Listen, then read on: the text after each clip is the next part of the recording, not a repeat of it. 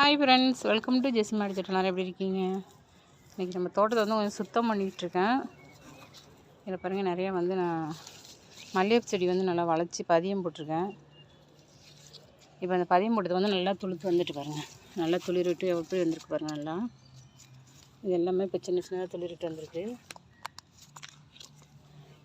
இந்த இருக்குது பாருங்கள், இந்த குச்சி தான் வந்து நான் இந்த மரத்துலேருந்து இந்த மல்லிகை செடிலேருந்து வளைச்சி வச்சு இதில் பதியம் போட்டிருக்கேன். இந்த பக்கெட்டில் இந்த குச்சி வந்து இப்போ நான் துளுத்ததுக்கப்புறம் இதை நான் கட் பண்ணி விட்றேன்.